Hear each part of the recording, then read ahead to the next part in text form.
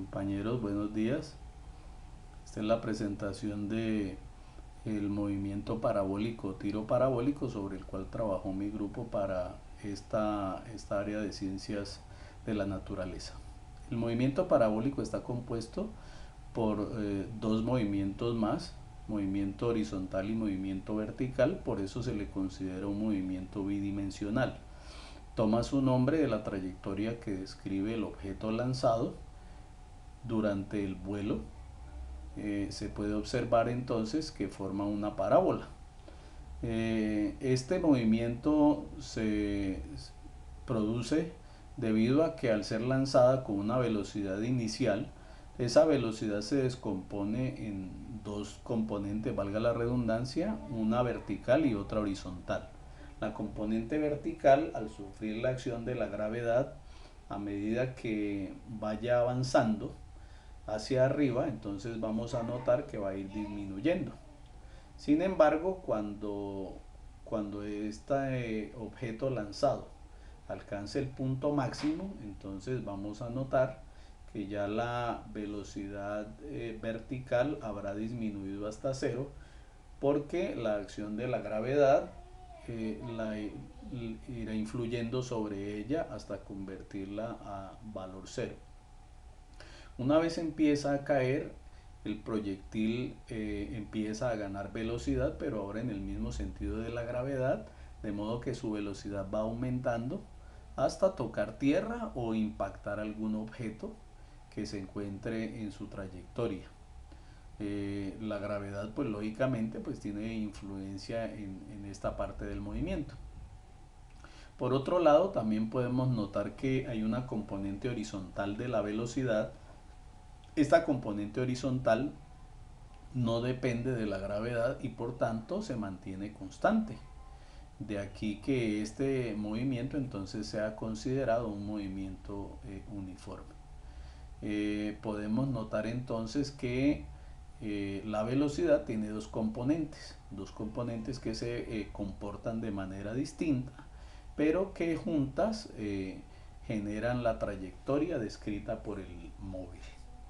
Podemos considerar entonces primero el movimiento vertical. El movimiento vertical se da a partir del movimiento que el proyectil hace hacia arriba y luego hacia abajo.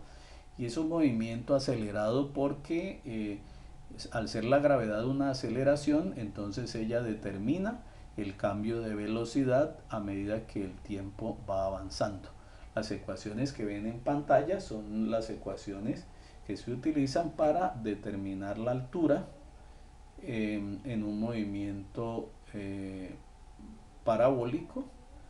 Y por otro lado, si consideramos el movimiento horizontal, pues nos daremos cuenta que es un movimiento uniforme, porque esta componente de la velocidad no cambia, permanece constante.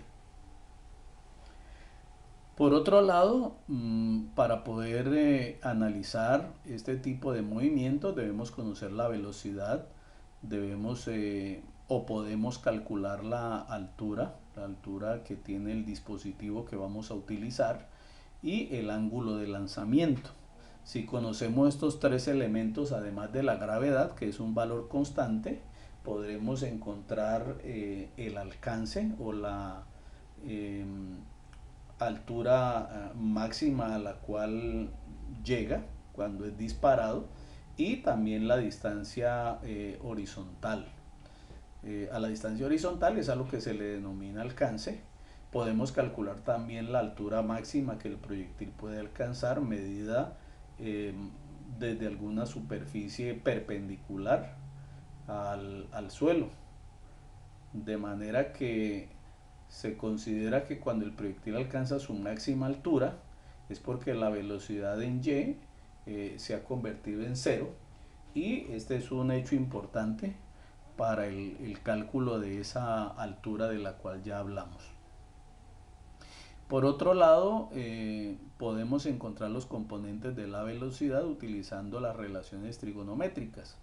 Vemos en pantalla las ecuaciones para la componente de la velocidad en x, que recuerden que es constante, y la velocidad en y, que va a ir variando a medida que el tiempo vaya transcurriendo. O sea que esta velocidad no es la misma en todos los puntos de la trayectoria. También se pueden calcular otros elementos como el tiempo y la gravedad se supone que es un valor conocido y que no varía. Entonces, a partir del conocimiento de estas variables podremos determinar cuáles son las otras variables. Muchas gracias.